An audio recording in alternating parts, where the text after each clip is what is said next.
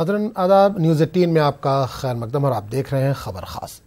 दिल्ली के एक होटल में सुबह सवेरे आग लगी। आग पर तो काबू पा लिया गया, पर इस आग ने 17 लोगों की जान ले ली। आखिर कौन जिम्मेदार है इन हलाकतों का?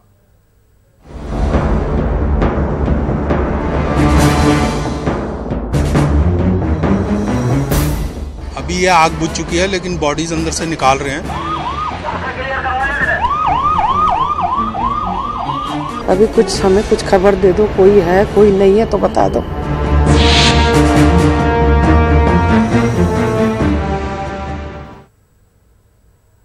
दिल्ली के करोल बाग इलाके में वाक़ होटल अर्पित पैलेस में आग लगी। इस हादसे में 17 अफराद हलाक हुए हैं। आग सुबह 5:15 पर लगी थी।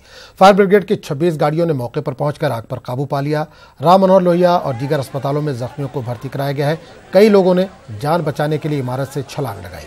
शॉर्ट सर्किट के नतीजे में आग लगने का इम्कान जाहिर किया जा रहा है।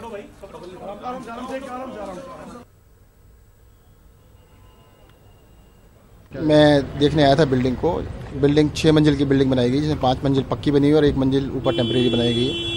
बहुत ही बड़ी लापरवाही नज़र आई है कि ऊपर जो छत को कवर किया गया, फाइबर शीट से सारा कवर किया गया, वो मैंने अभी वीडियो भी देखी है जिसके अंदर बिल्कुल आग लगी हुई बुरी तरह से। मुझे लगता है फाइबर शीट से ही आग लगनी स्टार्ट हुई है। और पूरी जो बिल्डिंग थी उसके अंदर जितने भी पैसेजेस थे सारे में लकड़ी की पैनलिंग की गई, पूरे में लकड़ी लगाई हुई थी। सारे पैसेजेस जले हैं। कमरों के अंदर 2 या 3 में ही आग लगी है, बाकी कमरों में आग नहीं लगी। विंडोज़ खोलने का इंतजाम नहीं था, विंडो खुलने वाली थी पर उसमें फायर ब्रिगेड वालों ने आने के बाद खोली है। वो जितने भी गैस थे वो खोल ही नहीं पाए, कोई विंडो नहीं खोल पाए। ज़्यादातर लोगों का दम घुटने की वजह से डेथ हुई है। 17 लोग इसमें नहीं रहे हैं, 2 लोग घायल हैं और सबको सांस घुटने की वजह से है, जलने की वजह से नहीं है कि कार्बन मोनोऑक्साइड बन जाती है जिसमें बदबू भी नहीं आती। लोग उसको मतलब सहन करते रहते हैं, अचानक बेहोश हो जाते हैं, उसके बाद बचते नहीं है। परंतु अभी हम इन्वेस्टिगेशन का पार्ट है वो कर रहे हैं। प्राइमा फेसी हमने इनके अभी हमने वही है कि अभी identification process is still on, और अभी इनका जो हमने रिकॉर्ड्स वगैरह थे, रजिस्टर वगैरह, वो सारे कुछ सीज किए हुए हैं। उसके बाद ही हम आपको विद इन आवर और 2 आवर्स बता पाएंगे। 17 लोगों की मौत की पुष्टि हो गई है सर, 17 लोगों की मौत। वो अभी हम बता रहे हैं। आपसे बता दिया उन्होंने। क्या रेस्क्यू ओवर हो चुके हैं सर? सारा रेस्क्यू और फायर फाइटिंग ऑपरेशन दोनों ओवर हो चुके हैं हमारे। ठीक है सर। कितने लोगों को सेफली आपने बाहर किया? हमने 35 लोगों को बचाया है और जो इंजर्ड हैं 11 कैजुअलिटी हैं जिनको हमने हॉस्पिटल में रिमूव किया है यहाँ से। चेक करने के बाद बताएंगे। मोस्ट प्रोबेबली इसका है था, फायर एनओसी था सर। इनके पास फायर एनओसी था सर, लेकिन अभी तक वजह नहीं पता चल पाई है कि क्यों हुआ। नहीं अभी सर धन्यवाद, हमसे बात करने के लिए। उस पूरे मामले पर बात करने के लिए हम सीधे रुख करेंगे दिल्ली का, जहां से हमारे नुमाइंदे शंकर आनंद इस वक्त सीधे तौर पर जुड़े हैं। शंकर, करोल बाग के एक होटल में सुबह 5 बजे आग लगती है और 17 लोगों की जान चली जाती है। इस वक्त आप वहां पर मौजूद है, किस तरह का मंजर देख पा रहे हैं? क्या हलाकतों की तादाद में, मरने वालों की तादाद में कुछ इजाफा हुआ है या 17 ही है अभी तक?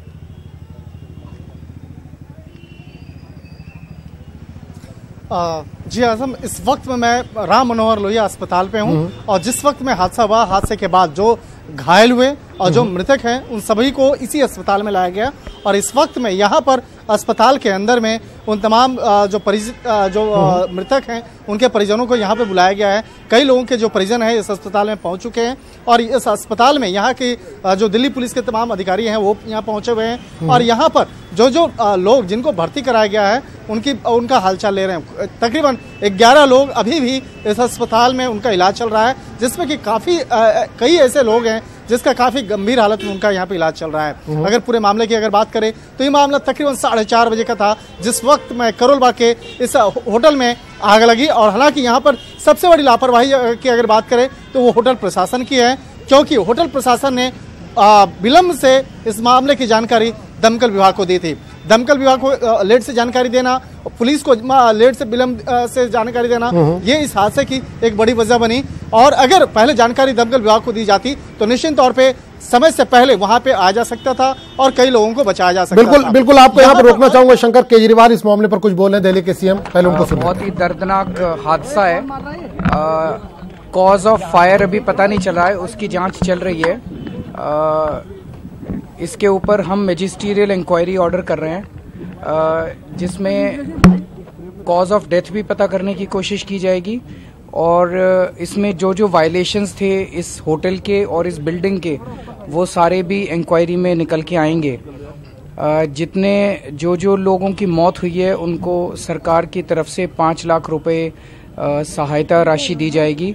और दूसरा, अभी यहाँ के जो हमारे लोकल एमएलए हैं और ऑफिसर्स हैं, उन्होंने बताया इस एरिया में और भी इस किस्म के होटल्स चल रहे हैं जो इस तरह की वायलेशंस कर रहे हैं, तो उनकी भी सबकी ये रिपोर्ट आ जाए। उसके बाद इस एरिया में चलने वाले सारे होटल्स की वायलेशंस आइडेंटिफाई करने के लिए इंक्वायरी कराई जाएगी ताकि भविष्य। सर क्या बिल्डिंग बायलॉज का सर ये भी बहुत बड़ा एनओसी कैसे मिल गई अगर ये पता कराते हैं, इंक्वायरी में पता कराते हैं कि अगर इनके पास बिल्डिंग लॉज की वायलेशन है तो इनको एनओसी कैसे मिली। सर इस होटल की नीलामी की भी सूचना थी कि कुछ समय पहले यूनियन बैंक ऑफ इंडिया से इसकी नीलामी के भी प्रोसीजर्स इनिशिएट किए गए थे, तो कहीं ऐसा तो नहीं कि ये हादसा दिखाया जा रहा है, हादसा न होकर के कुछ और है? ये तो इंक्वायरी में पता चलेगा, मुझे इसका आइडिया नहीं है। अगर ये वाला एंगल है तो इंक्वायरी में इस एंगल को भी एक्सप्लोर किया जाएगा। अभी तक कोई जानकारी मिली है कि किस तरह का वायलेशन किया गया था? अभी तक जो जांच टीम है उनसे बात हुई आपकी? जो अभी ऑफिसर से मैं बात कर रहा था, वो लोग बता रहे हैं कि बिल्डिंग बायलॉज की वायलेशंस हो सकती हैं। इनके पास होटल चलाने का लाइसेंस था कि नहीं था, इस पे क्वेश्चन मार्क है।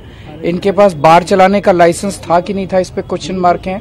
ये सारी चीजें इंक्वायरी के बाद पता चलेंगी। ठीक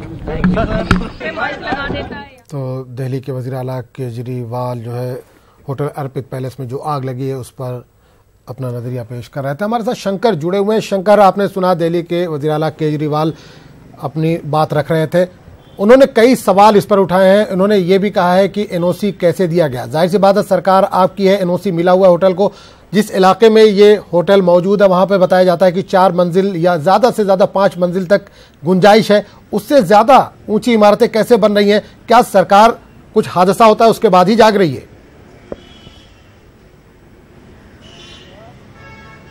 देखिए, जिस तरह से मुख्यमंत्री अरविंद केजरीवाल इस मामले में बयान दे रहे हैं, वो बयान यहाँ पर उसकी काफी गंभीरता है और निश्चित तौर पे इस मामले की जांच होनी चाहिए कि किस तरह से यहाँ पर नियमों का उल्लंघन हो रहा था। तो इस मामले की जांच होनी चाहिए, लेकिन यहाँ पर देखना चाहिए, यहाँ पर कई और भी चीजें निकल के सामने आई। जब ग्राउंड रिपोर्ट पे जाने के बाद वहाँ पर रिपोर्टिंग में देखा गया तो कई जो उस होटल के अंदर में जो काम करने वाले स्टाफ हैं उनको वो मशीन चलाना ही नहीं आता है। फायर सेफ्टी के जो रूल हैं, किस तरह से बाकायदा उसके उपकरण हैं उसको कैसे चलाना होता है, अगर कोई दुर्घटना हो जाती है तो कैसे, तो इस बात की जानकारी नहीं थी और वो कोशिश कर रहे थे कि किसी तरह से खुद से ही आग पे काबू पाया जाए। तो यहाँ पर इस वजह से यहाँ पे विलंब हुआ और वो पुलिस को इस मामले की सूचना देने में विलंब किए। ये भी एक लापरवाही का मामला बनता है, जिसकी वजह से 17 लोगों की मौत हुई है। 17 की अभी संख्या फिलहाल है, हो सकता है इस मामले में और भी इजाफा हो सकता है, क्योंकि कई लोग का इलाज अभी बेहद गंभीर हालत में चल रहा है, अस्पताल में चल रहा है और तमाम कोशिश की जा रही है कि इन तमाम लोगों को पहचान करने के बाद उसके परिजनों को बताया जाए। और जो मृतक की लिस्ट है उसमें 2 ऐसे गेस्ट भी हैं जो हिंदुस्तान पेट्रोलियम से के अधिकारी हैं और उनके विशेष तौर पे गेस्ट थे जो उस होटल में रह रहे थे।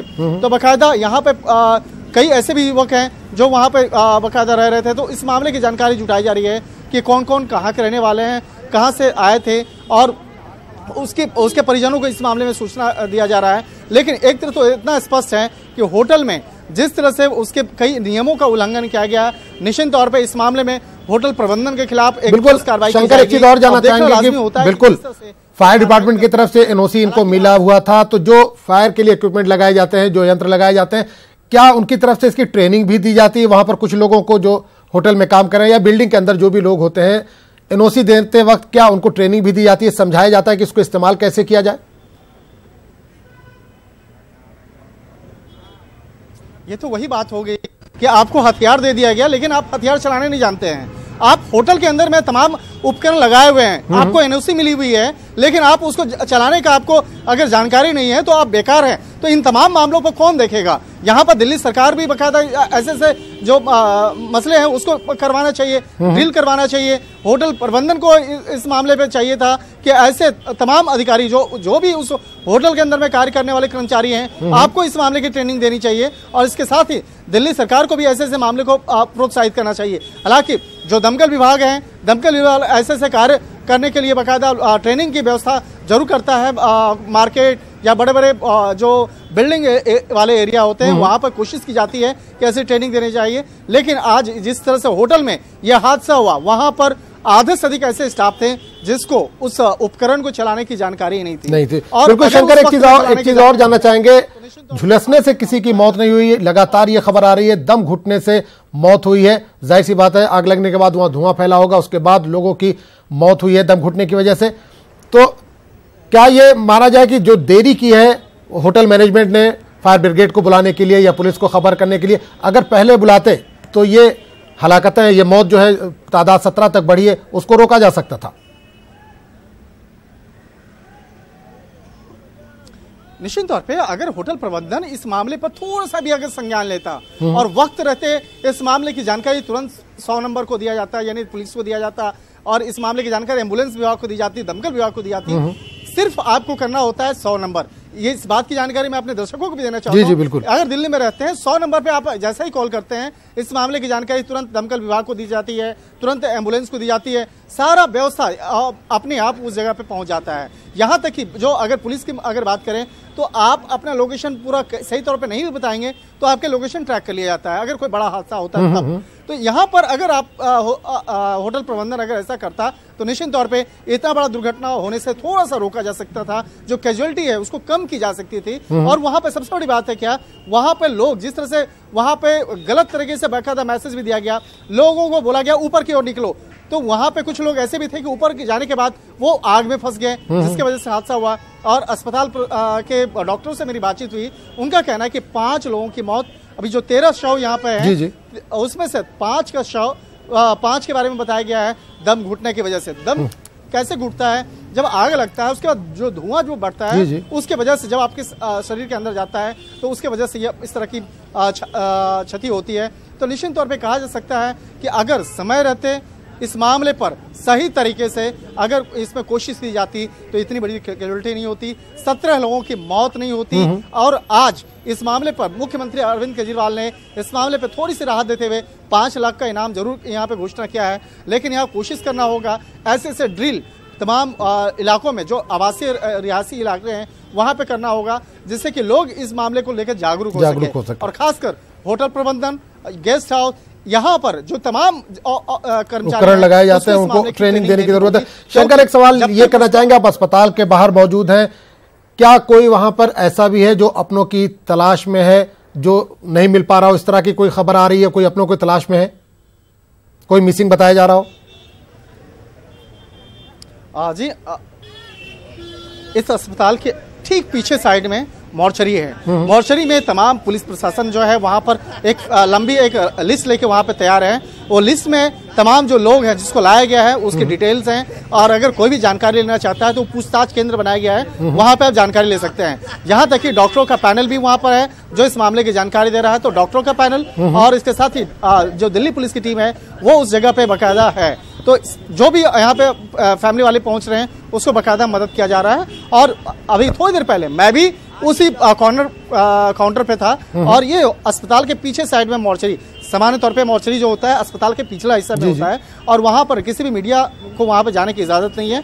इसलिए जो अस्पताल के फ्रंट में आके आपसे हम बात कर रहे हैं, तो यहाँ पर तमाम वो व्यवस्था की गई है अस्पताल प्रबंधन के द्वारा कि अगर कोई आप जानकारी लेना चाहते हैं तो आप जाइए उस पूछताछ के काउंटर पर जाइए, आप अपना नाम बताइए, जिस भी आप परिजन के बारे में जानकारी लेना चाहते हैं आपको तमाम जानकारी मिलेगी।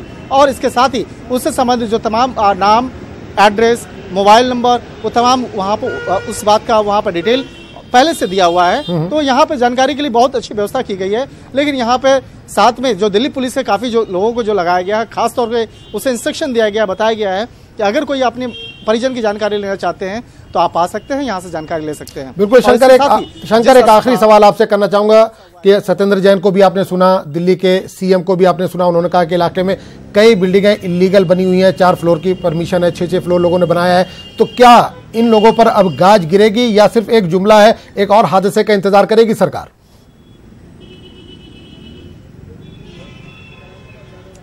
राजधानी दिल्ली कई ऐसे बड़े हादसों का गवाह रही है।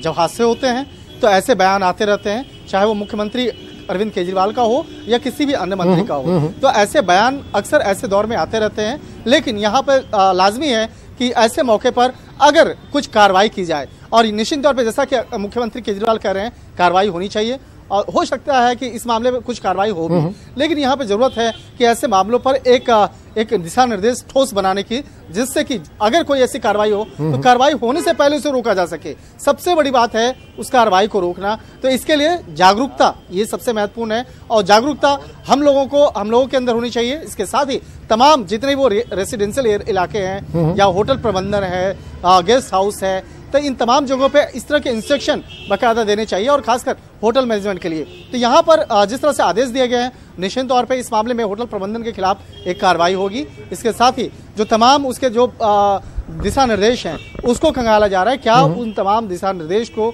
इस होटल के अंदर में फॉलो किया जा रहा था या नहीं किया जा रहा था, अभी उसका एक ग्राफ बन रहा है। इसके साथ ही जो CFSL लैब के जो तमाम डॉक्टरों का पैनल है वो मौके पे पहुंचा है, किस तरह से वो हादसा हुआ, किस तरह से पूरा इस मामले की तफ्तीश करने के लिए, फॉरेंसिक एविडेंस इकट्ठा करने के लिए तमाम वो टीम जो वहाँ पर मुस्तैद है, और उसकी रिपोर्ट जो है वो तैयार की जा रही है, और वो फॉरेंसिक जो नमूने हैं वो उसको वहाँ से इकट्ठा किया जा रहा है, जिससे कि ये पता चल सके। बिल्कुल शंकर, इस तमाम जानकारी के लिए बहुत बहुत शुक्रिया। हुकूमत संजीदा तो दिखाई दे रही।